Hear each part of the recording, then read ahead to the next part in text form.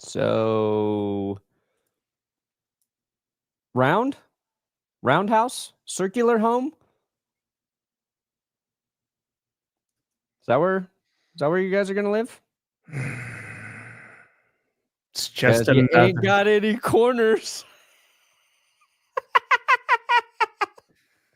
So stupid. Tom buys a new house without any corners, just like the Packers. Oh, you guys are so screwed. I can't wait to beat you. I can't wait. I can't.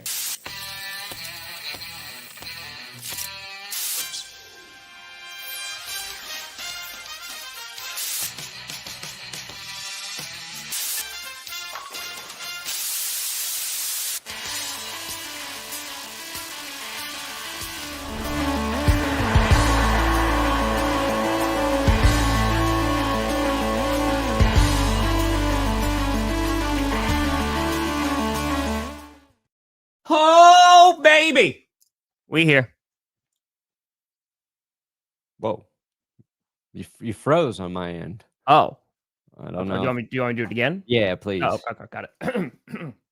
Oh, baby. We here.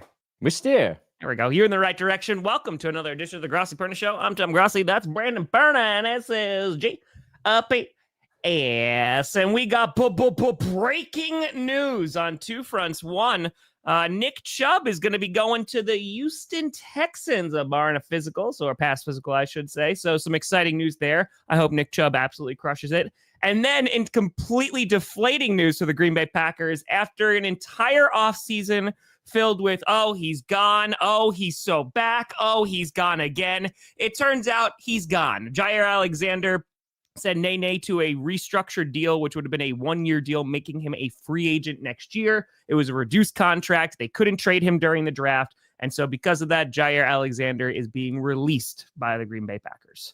He gone. After all that. A lot of work. True. And the Packers couldn't get a deal done. And now they have to accept nothing. The best kind of release is full release, where you get nothing in return. Sure. Except for, cap savings. A little bit of dead money.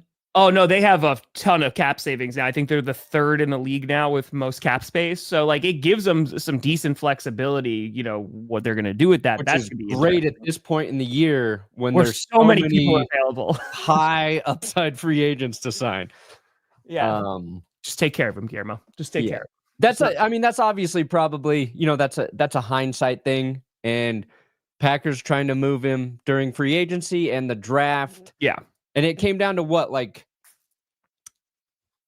teams willing to trade for him didn't want to pay the contract. So the Packers didn't want to eat most of it. Yeah. So they should have eaten it, right?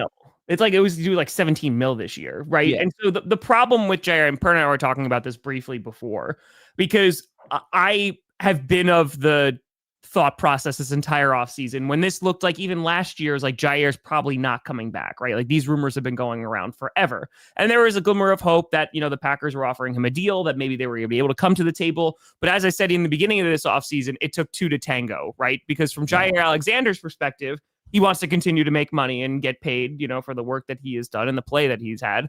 And then for the Packers, the injuries have been a significant problem, right? He has had one full season in the last 4 years. So there you go. So he played 4 games in 2021, in 23, and in 24, he played a total of 7 games each season. So that's ultimately the problem. They interviewed Mark Murphy while he was golfing. And he's basically retired. He's leaving next year. But he was just it's the injuries, man. You can't do anything about it. And so while we have a very young cornerback room, right, which leaves me a little hesitant, Jaire would have been great, but he had to have stayed on the field. And I think the Packers and Jaire just couldn't come to an agreement of hey, this is how much we want to pay you for how these past couple seasons have gone. So I understand both sides. I just think ultimately for the team, it's not going to benefit. However, there's a possibility where we, restructure Jaire's contract and then he still doesn't play a full season. Right. Yeah. So I feel like Jaire is going to play a full season. Oh, because the Vikings. He's trying to get paid again. Do you think, like, because I was writing about it this morning, and there's when you have an injury or injuries with a player. Yeah. And a player is at Jaire's level. So it's you have an extremely talented player. Sure. You paid him. You were happy to pay him, but then you drafted him too. But then after he gets paid, hasn't been able to stay on the field. It's not one injury, wasn't just like an ACL where he missed a full year.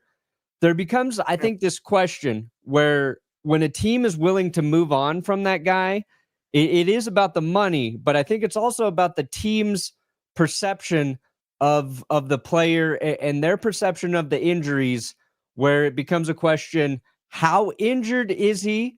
Mm-hmm.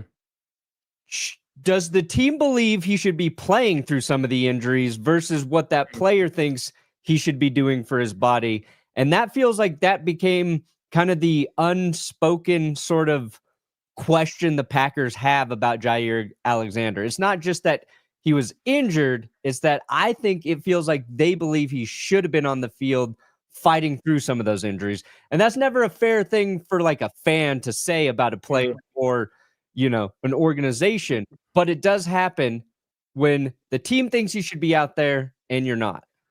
Well, it's also, you have to look traditionally at the Packers, and you can either interviews that I've done with Mark Murphy, or you could just listen to the Packers speak.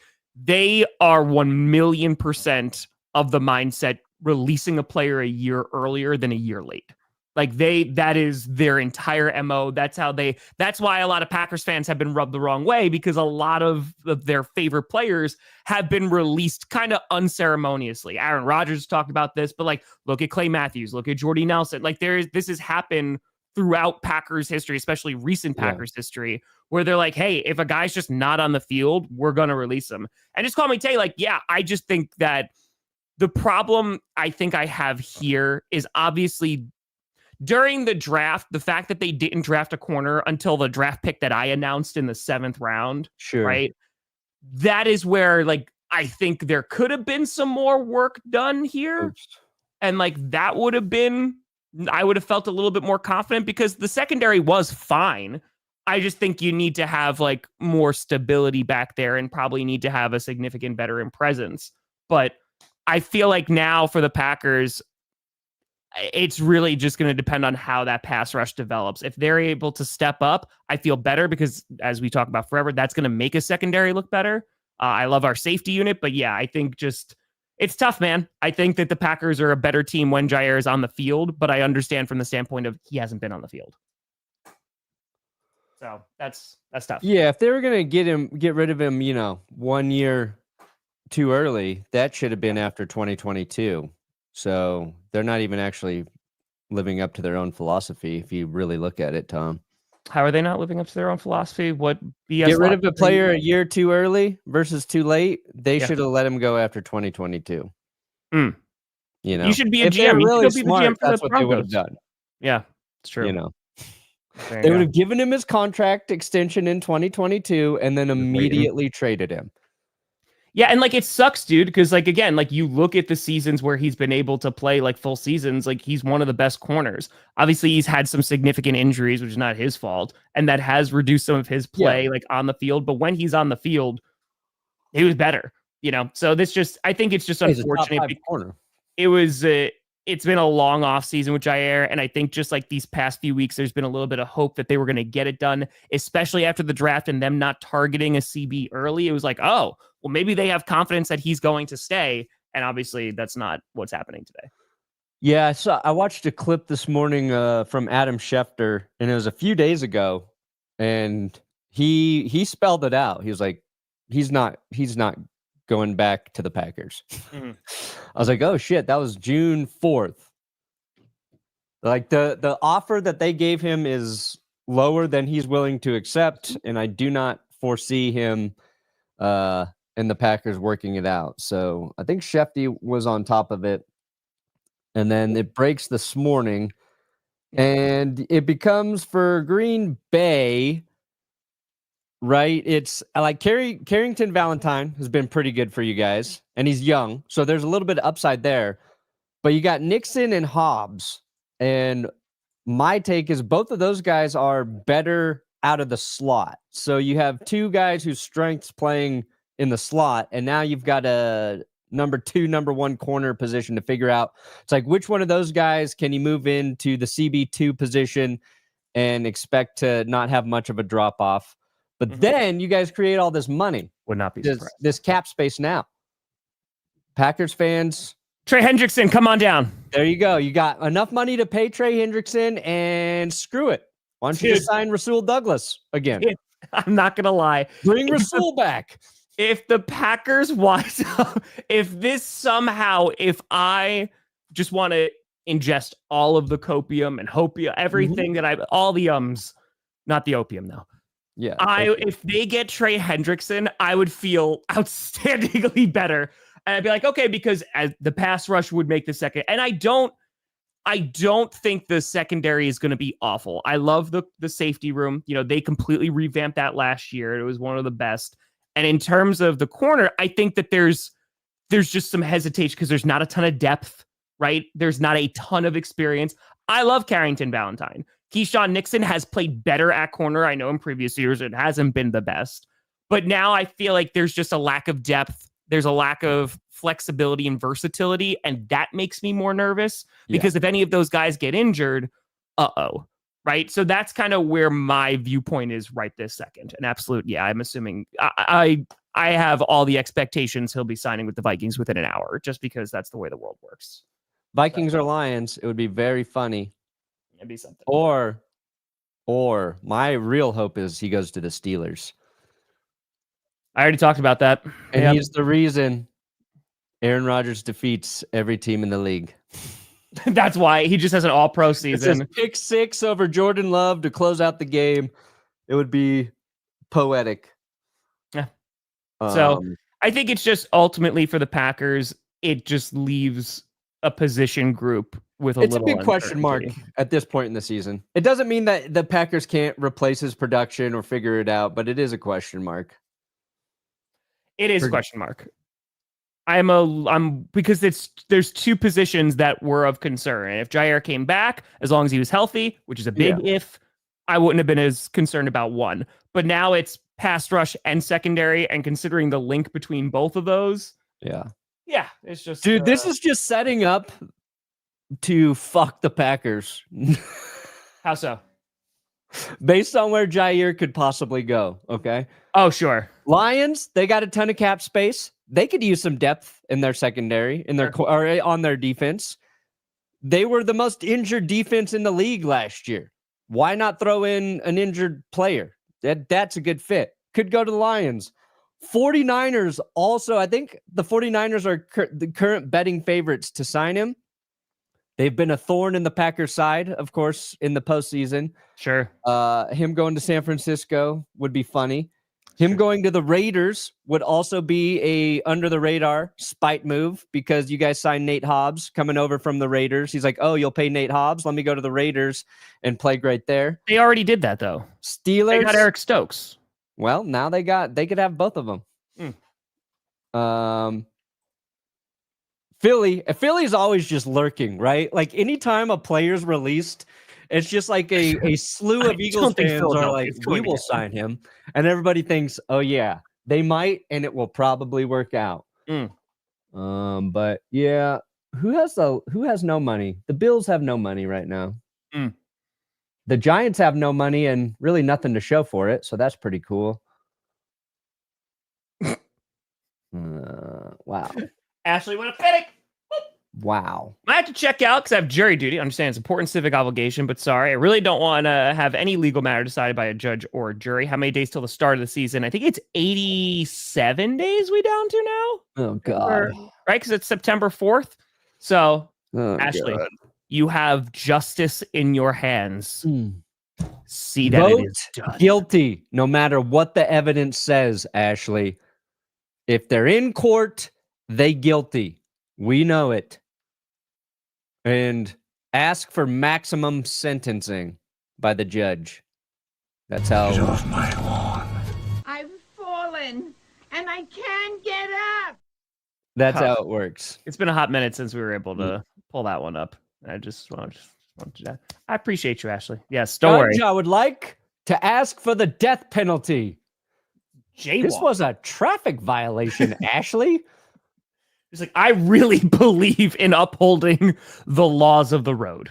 Sorry. Nobody's going to take driving safe seriously if we let this man get away with it. Yep. That's it. God.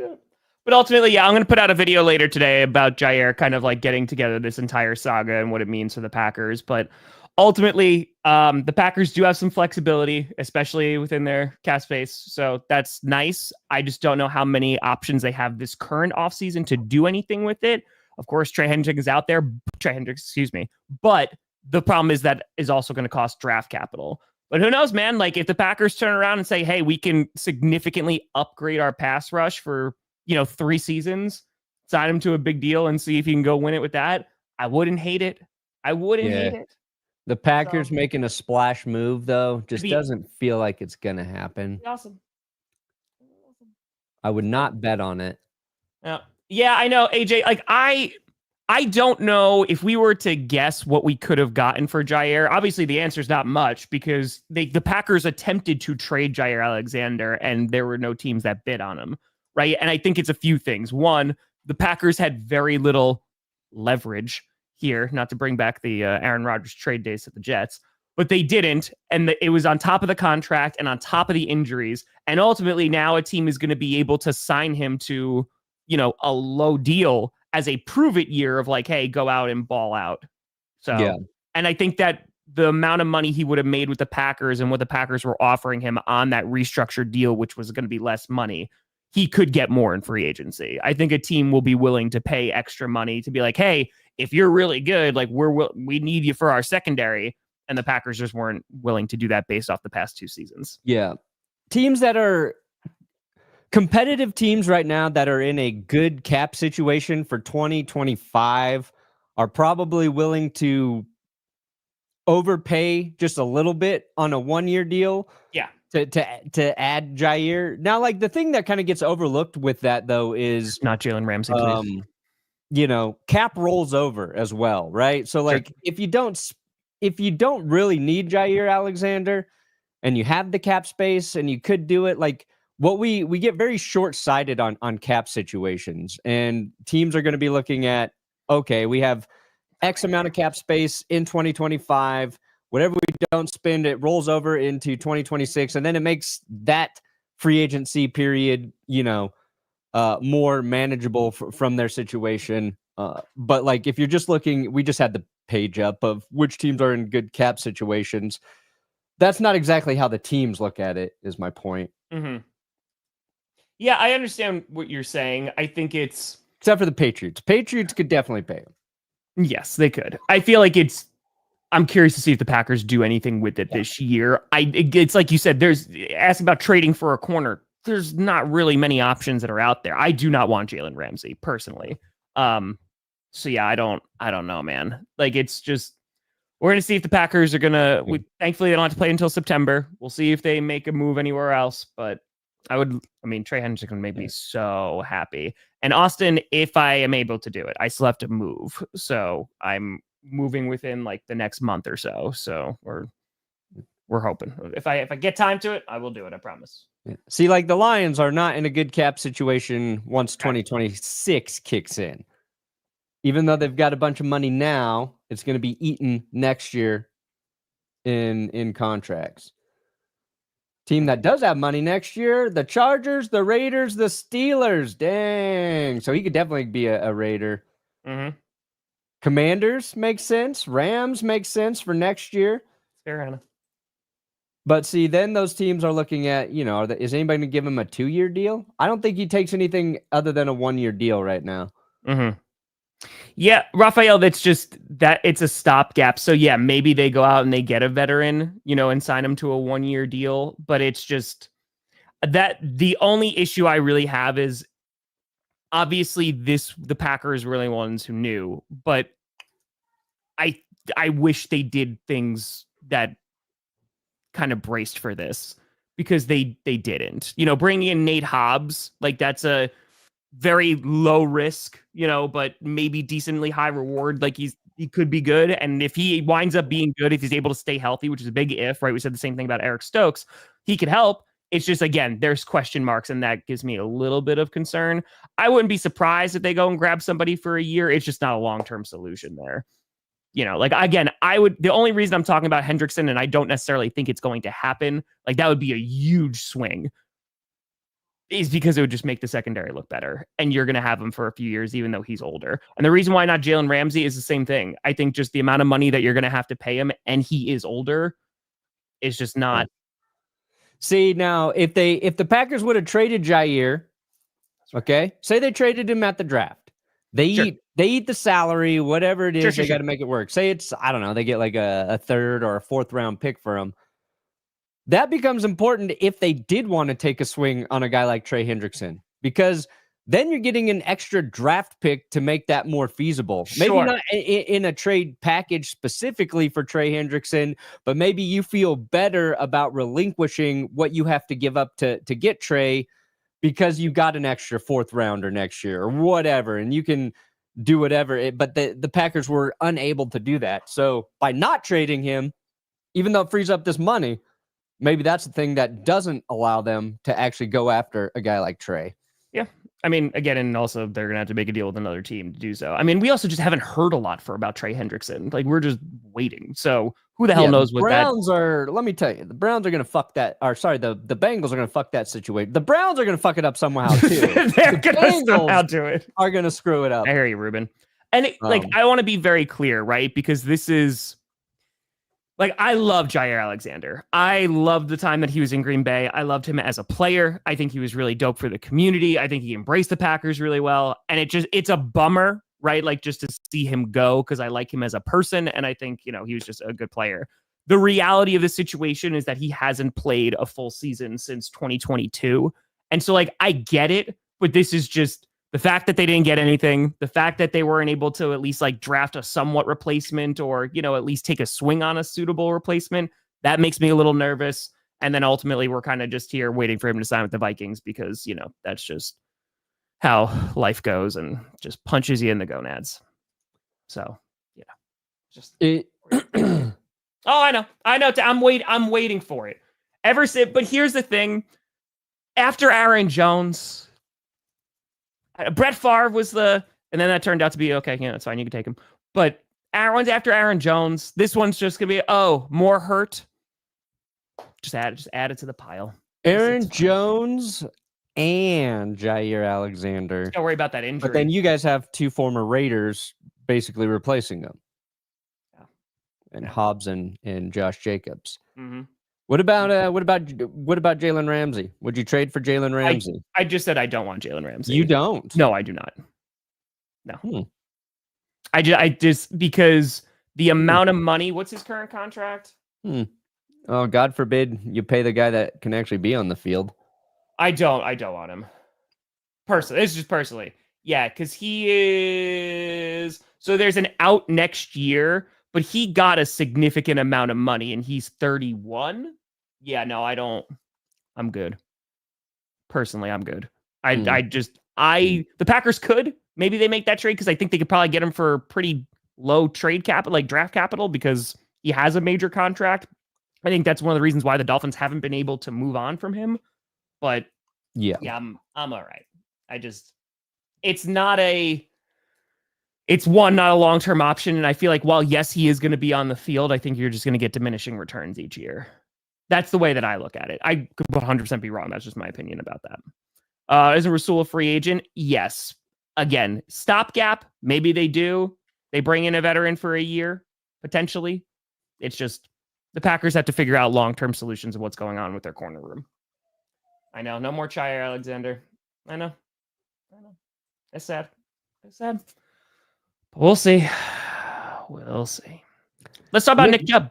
Nicholas Chubb. Going to the Texans, most likely, 99%. He's got to pass a physical, pending physical, but a one-year deal going to the Houston Texans. So he'll join Joe Mixon, Dameon Pierce. That's an interesting backfield.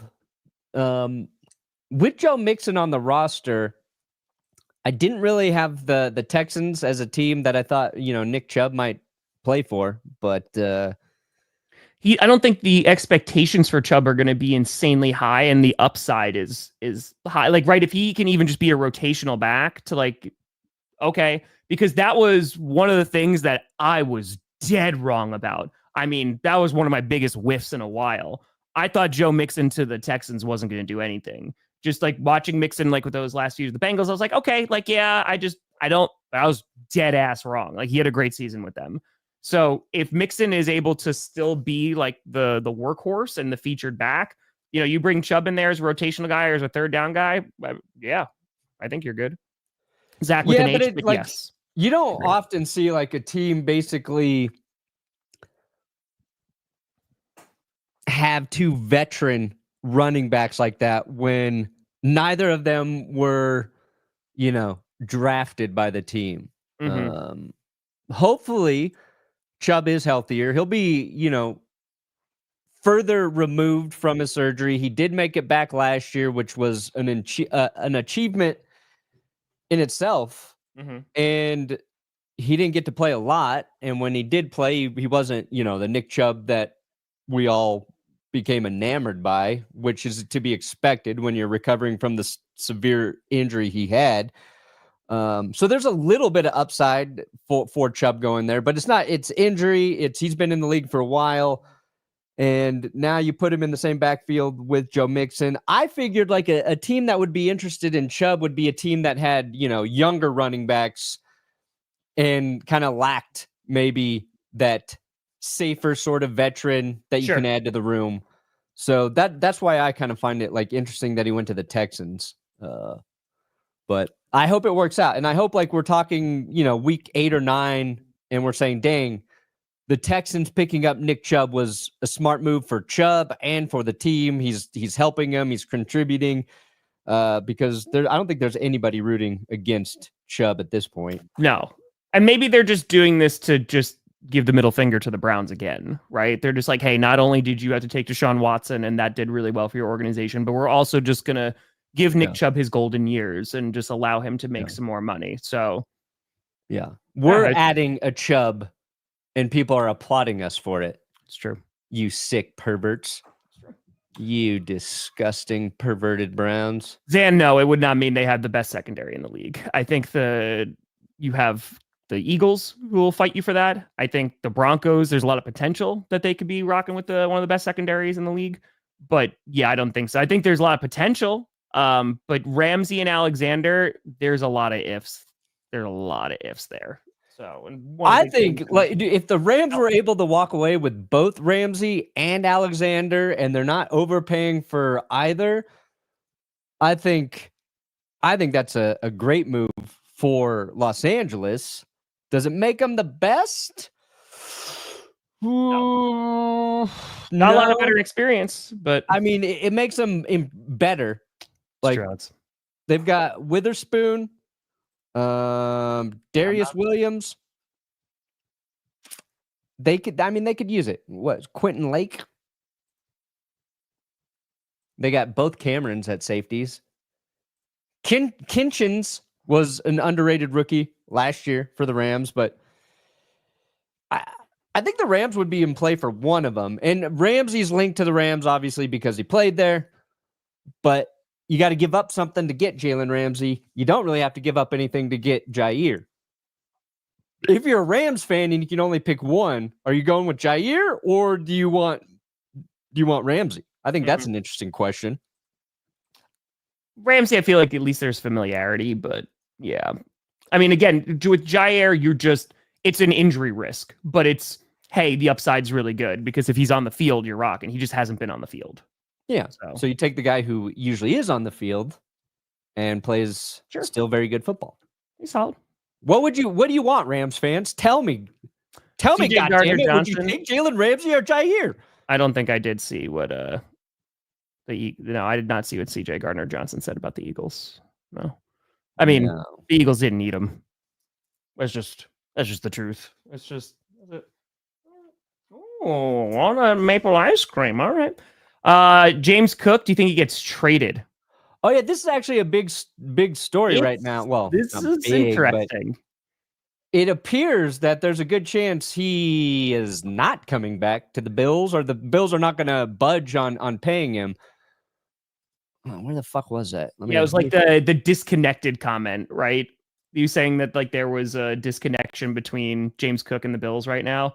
Yeah. So apparently all the reports are saying that he is not planning to be in Buffalo anytime soon. And from James Cook's perspective, like you understand, right? Because you're just like, hey, like I had a pretty damn good season. Like I need to get paid now. The problem is if you're the Bills, you want that to be consistent and, you know, not shell out an absolute crap ton of money for just a season of really good performance. So I get it. But this is an interesting situation because them having a balanced offense last year was one of the major reasons why they were so successful. I mean, we've been waiting. If you've been watching the Bills and you want them to succeed, you've been waiting for them to have a good run game so Josh Allen didn't have to do everything. And Josh Allen still won MVP and still had an amazing year, but that was also supported with a really good ground game. So yeah, it's with James Cook. He had an insane amount of touchdowns last year. Was it 15 or 16 touchdowns? 16, yeah. But like you're asking the question, how many of those touchdowns were because of James Cook? How many of those can you replace with Ray Davis or just Josh Allen keeping the ball? How close were they to the goal line? I loved what James Cook did last year, and he definitely increased his value, but he wants what, like 15 or 16 million a year? Which I get it. You want to go get your money, but like I just don't know if it's a tough year to ask for it, and I think needs one more year of like really good production before the Bills rightfully would be willing to pay it. Because his touchdowns before that were it was like 2 and 2. Yeah. Like you were questioning his production. So you're asking why was there the uptick in James Cook production? Was it just James Cook, or was the Bills how they're running their offense? You like Ray Davis? Love me some Ray Davis. Ty Johnson, it's explosive when he touches the ball. So it's, you know, they're probably going to be more committee-like anyway. He had less carries than he did in 2024 than he did in 2023. It was only like a difference of like 30, but it wasn't just like, oh, there was a significant uptick in getting him the ball, right? It's just situations where he was able to score, which is awesome. But I mean, hell, he even had less yardage because you were, you know, supplementing with Ray Davis and Ty Johnson back there. Resign Rasul. I mean, I think that'd be a popular fan thing, but it's a completely different scheme now. So I don't know if they bring him back. I think that ship is kind of sailed, but that'd be my take on it. I think so. Dude, I'm just waiting. I'm waiting for the news of, he's going to the purple incarnation of Satan. But to the James Cook question, because do you think that the Bills take a big step back if he's not on the field? Not really. You don't think so? No. Okay. I think their offense is not as good. You know, it might take them another year to find someone with those kind of skills, or they'd really need like Ty Johnson or Ray Davis to like step up significantly. Listen, I Ray Davis make him the feature back, I'll be the happiest person ever. But yeah, that's a complicated situation because again, like that's one of the reasons why they were so successful last year. Yeah, I think Ray Davis can fill in fine. Charles, happy freaking fracking birthday. Let's go. Yeah, I hope just for your sake. Maybe he just goes tomorrow to make your birthday better. Would have been a good year to draft a running back, probably, you know? But so, and I like James Cook. I like him too. I really do not know if he is a $16 million a year running back. I think that's a very valid question, even for the Bills to have, right? Yeah. Like if we're just comparing the situation to, like, I get it. I get why the Bills wouldn't want to pay him, you know, based off of the production that he's had. And last year had this insane season. But like, I know we mentioned this before. I want to say it was a couple weeks ago when we were talking about James Cook. You look at Jamal Williams, right? A guy who I loved when he played for the Packers, goes to the Lions, has a cajillion touchdowns, beats Barry Sanders' record. A lot of them are on the goal line, right? And then they don't re-sign him. They bring in Montgomery. And I was like, all right, that's a pretty damn good move. But there were some folks of like, how are we not re-signing him? And then he goes to the Saints and has nowhere near the production that he has. Yeah. And while there has been a resurgence of like, oh, we like running backs again in the NFL, we're actually going to pay them. I do think it's a little bit of it's a tough place for the Bills to be in based off his previous production besides last season. Yeah. And James Cook turned like 16 touchdowns it's a crazy number of touchdowns. That is a hard number to replicate or replace in any offense, whoever your quarterback is. And some of those plays, they were James Cook turning very little into something. Mm-hmm.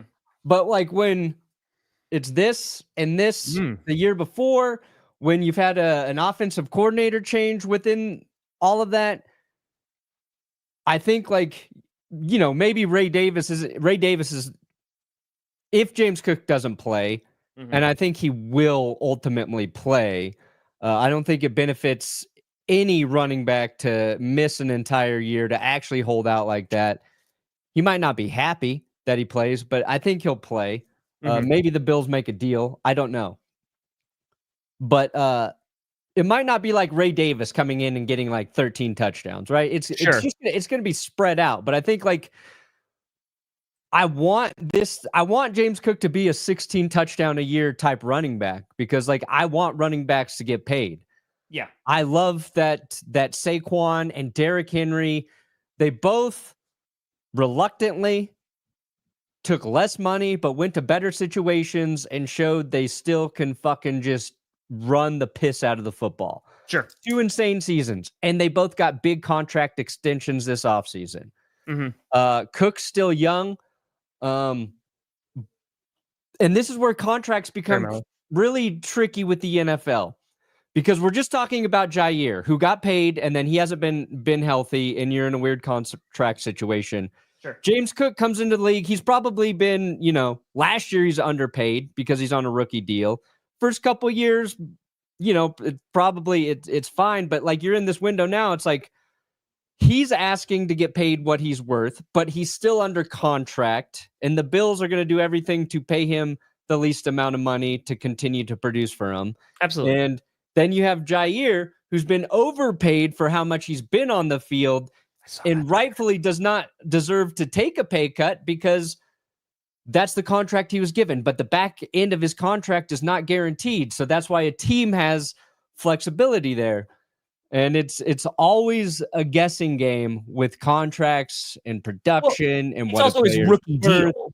Yeah. Like, that's the thing too. Like they want this to play out because they don't have to pay him a ton of money. Exactly. Right. So for the Bills, they would love to be like, all right, yeah, you play the last year of your contract where we basically don't have to pay you a significant amount of money.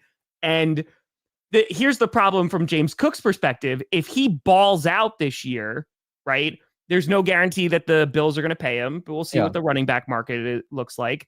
But it also like he's got to ball out. And he just is like, hey, look what I did last year. Look at those big numbers. This is really impressive. This is why I need to get paid right now, because God forbid he gets hurt or doesn't have a super productive season. That is going to dramatically impact the amount of money that he could get. So like you understand both sides of it. Sure. I think just for the Bills, it's, do you have the guys on the roster that could match that level of production right now? Yeah, they might, but also it's like for the Bills specifically, like kind of doesn't matter. It's like it feels like whatever the Bills do, the results have been the same.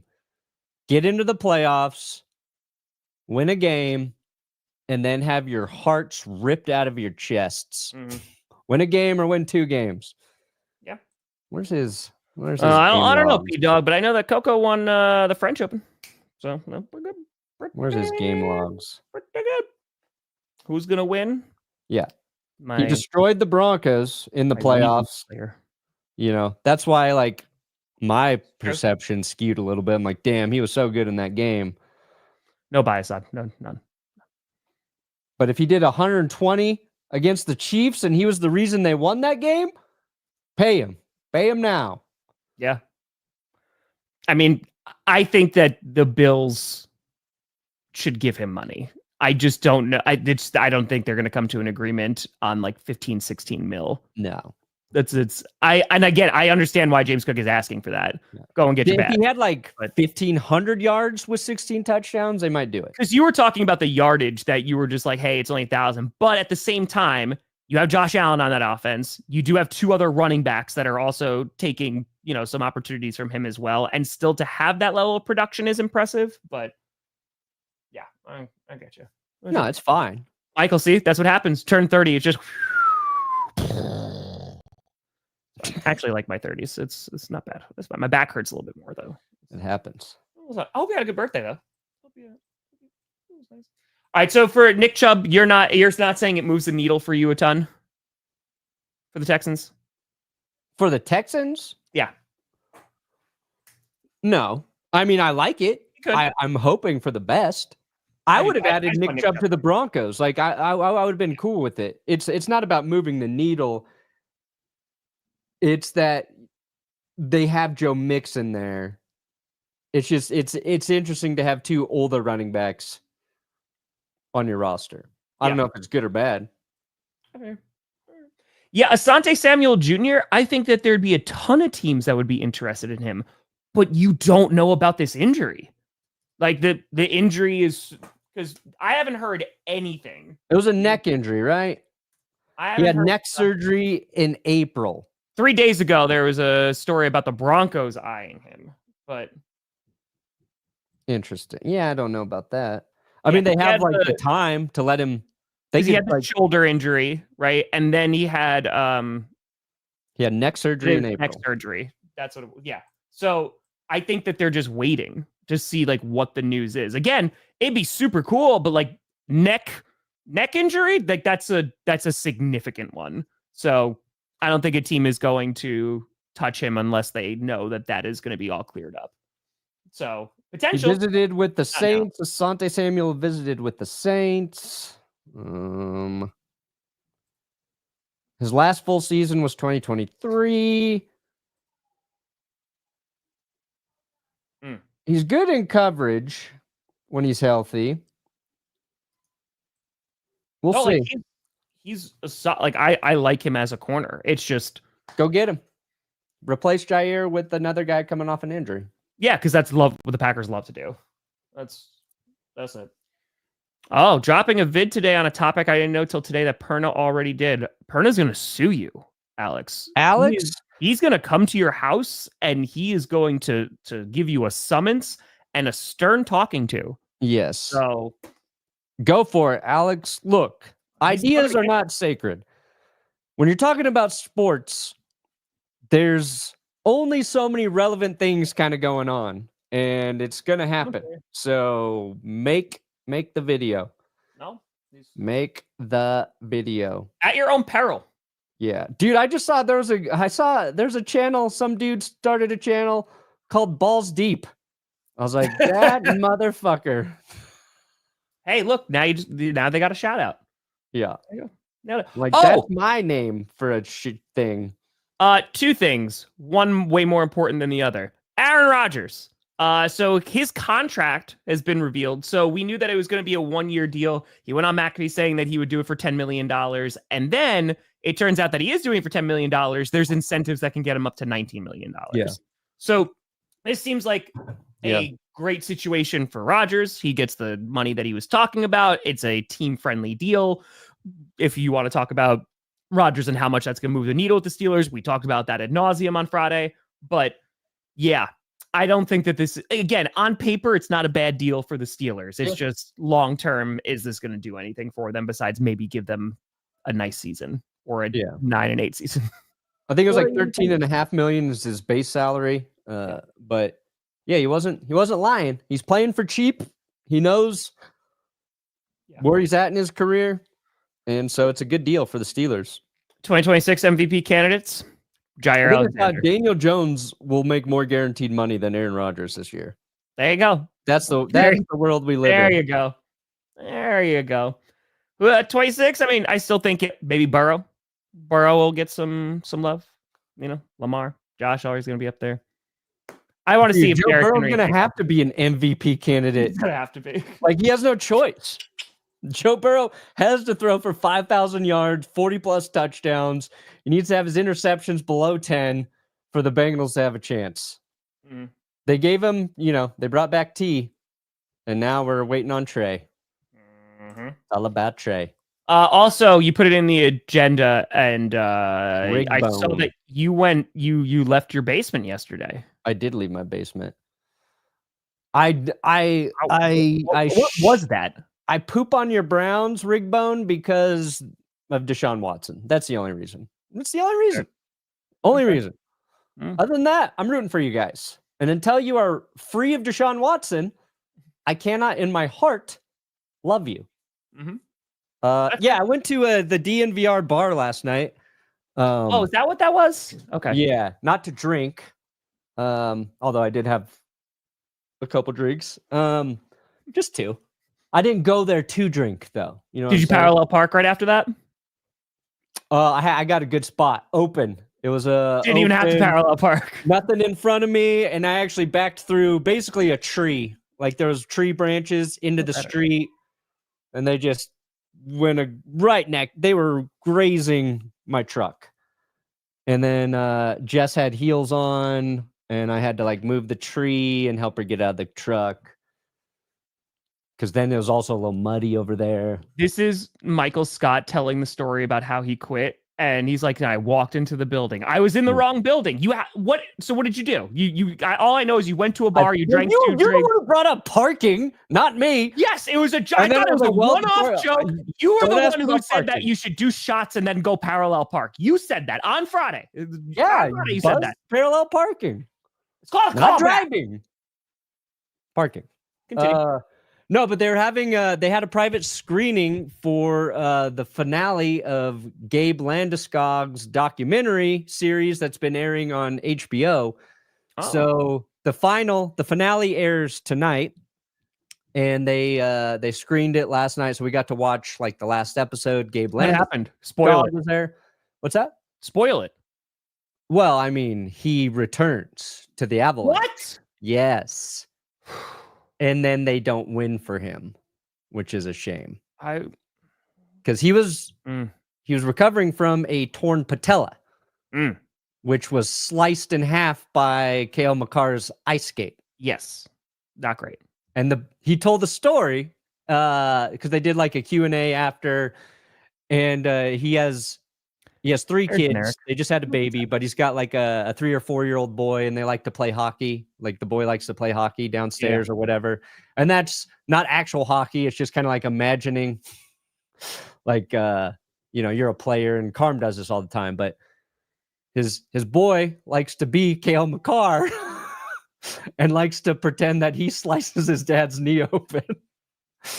I was like, oh, that's very relatable, because the funniest thing in the world to Carmi is when I get hurt. So, sure.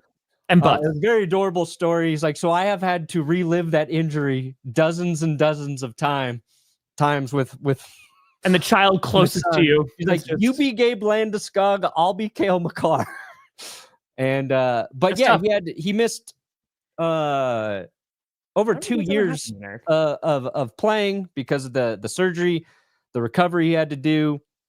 So we got to go and hang out, and I actually didn't get to shake his hand. So you didn't? No. You shake his knee? It was a cool thing, but everybody wanted to talk to him, and he was always kind of surrounded by a bunch of people. And then when we kind of got in there to get ready, he got pulled aside, and I was like, I gotta go home. It's gonna get too late for Daddy's bedtime. 7:30. Yeah, but it was very cool. It was very cool to go, and it was nice to see you out, and you had a nice suit on. You're just professionalism. It's good. Yeah, it's a good story about perseverance, obviously, and he talked about athletes getting perceived as being machines, and they're not. They're just. It doesn't matter how many times you got to say it. They're just regular people. And I just did a video about players playing through crazy injuries. So his recovery to get back, and he's going to be playing this year. And in Colorado, he's like, over the last like decade, one of the most important players in this city in sports. Plus, he was on an episode of HGTV back in the day, House Hunters, when he was finding his house here in Colorado. So if anybody has watched that episode way back in the day, but it's cool. There you go. Trey, it's a good question. I personally would be very surprised if a deal with Scary Terry doesn't get done. I would be shocked. So how screwed would they be?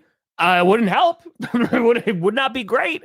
I think he's just the reason why I hold him in such high regards too is because there's a total bias. Like it's why I love Mike Evans so much, because he's consistent and he's QB proof, right? And Perna was talking about this last week. With a young quarterback in Jaden Daniels, to have a true wide receiver one is so valuable.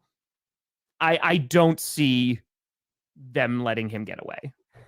It doesn't seem to make any sense. They're trying. It feels like they're trying to make this situation a little more sexy than it is. Yeah, it's like, trade destinations for Terry McLaurin.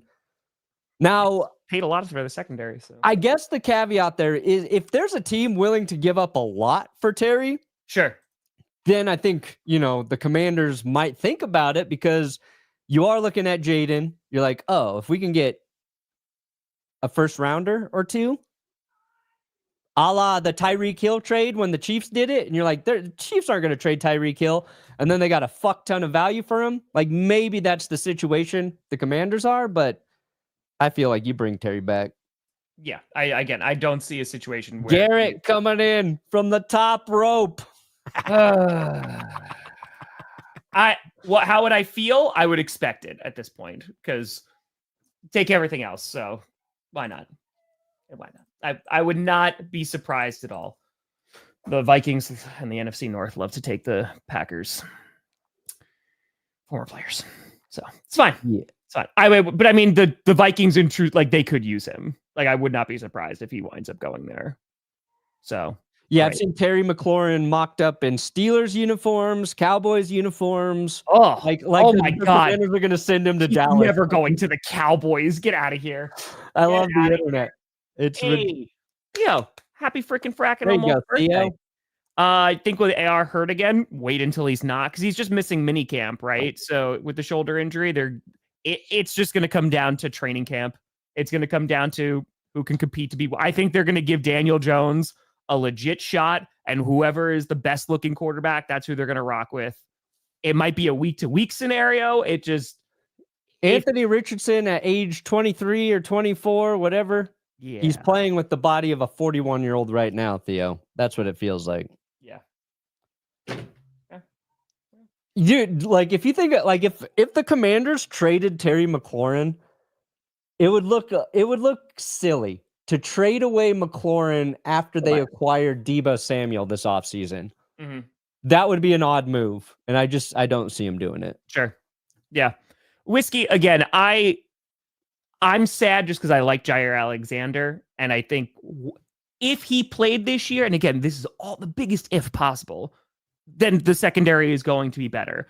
But like, it's the Packers, man. Like the Packers do not want to, they would rather just let him go. And if he balls out another team this year, it's going to suck. Don't get me wrong. But yeah, they don't want to pay him the amount of money that he's asking, because he just hasn't been on the field the past few seasons. I get it from a business standpoint. I just don't like it. And again, now there's just significant question marks with the secondary. And again, if you had a better pass rush, I would feel better about it. But yeah, we're going to have to wait and see. Because, like, let's put it this way. The Packers were still able to make the playoffs, and Jaire Alexander played in 4 games. They were able to make the playoffs the year before, and he only played in 4 games. So the secondary can do it. The guys that they have, they can play. But we just got Packers secondary going to get cooked all year long. Brandon, shut up. Let's see if Bo Nix actually even has... Bo Nix going to be statistically better than Jordan Love in every single metric. I don't think... You want to take it? Let's make that bet. Let's make that bet right now. You confident? How confident are you? Well, every metric's ridiculous. No, could be like no. You can't back it up be already. one like weird one that some caveat I'm not thinking about. No, we could do yards. We could do touchdowns. We could do interceptions. Yeah, he'll have. No. He'll have more yards, more touchdowns, fewer sacks. Guarantee that. Say it again. More yards, more touchdowns, fewer sacks. What about the interceptions? I'm not sure about interceptions. Oh, yet. But you said in every metric. I think if the Jordan Love is better, then you shave your head. I'm not shaving my head. Why? I thought you were confident in your team. I'm not confident in my head. What? I can't go bald. I can't be a bald man. You could do it. No, I don't have the head shape. You do it. No. That's true, bro. It's true. A year of the Oregon chapter of the JJ McCarthy fan club. I'm just saying you could do it. You have all that confidence. Yeah. Mohawk would be great. You could crush a Mohawk. I would do Mohawk. You do Mohawk? Bald, but okay. It'd have to be Mohawk. A thick Mohawk. Oh no, it'd have to be. Yeah, it'd have to be a thick one. Thick. Yeah, well, we'll see what our pass rush looks like. That's the biggest question mark that I have, even more than our secondary. Because as we said, like the Packers have been able to get to the playoffs without Jaire Alexander, but who the hell knows what that pass rush is going to look like? So we'll see. Very sorry to hear that, Mr. Fox. I hope there's nothing but love and peace for you, my friend. Very sorry for that. And hey, Seahawks fan, well, we don't have to play each other this year, right? So we're not the enemy. Best of luck with Sam Darnold. Best of luck. I hope you're Sammy Darnold, slinging Sammy Darnold. So, Perna, what do you got coming out today, my friend? A video, probably about all the bullshit we just talked about. So come rewatch. We have a Derek Carr video in the can, but I feel like I can push that and do something about the news happening. Okay. That's fair. No, I believe in Bo Nix, and I should. I should believe in him. Believe in Bo Nix. Bo Nix and Jordan Love they're at very similar points in their career. It's actually it's going to be close. It's an interesting. I'm saying, Robert obviously doesn't believe in Bo Nix whatsoever. I just thought he had some optimism for his team, but it's fine. I'm done making bets that I'm not going to pay. So yeah, you also just chicken out the entire time. So actually, I should make more bets if I don't have to pay them. You're just like, I have no consequences. Smart. Before this, for GPS, I got a Packers fan reaction to Jaire Alexander being released. That's already out. Go check that out. And then today I'm going to have a full Jaire Alexander video. Just kind of explaining this whole saga, where the Packers go from now. Why can't they trade him? Because nobody was willing to pay for that contract based off that. And now you can get him for free. So it worked out. The other teams read it well. They did it. So we don't believe you, Green Bay. Yeah, no, I know he didn't try to replace him. Oh, I understand. So, Whiskey, like, here's the disconnect as well. Like, the Packers did try to trade him. You can't force another team to take him. It was like, here, no, you have to. It's just not how it works. I think that the leverage wasn't there because worst case scenario, the Packers released him. Look, that's what happened. And if you're trying to, if you're in this buyer's market to go get Jaire Alexander, you don't want to have to give up the draft capital. And if you do, you don't want it to be super duper high. So now a team is going to be able to sign him to a low risk deal for a year. So I get it. I'm not happy that they didn't get anything for him, especially after this entire ordeal that we went through this offseason. But, that's just kind of where we're at this point. So, generic. Sorry, hold on. Where was it? Apologies. Hold on.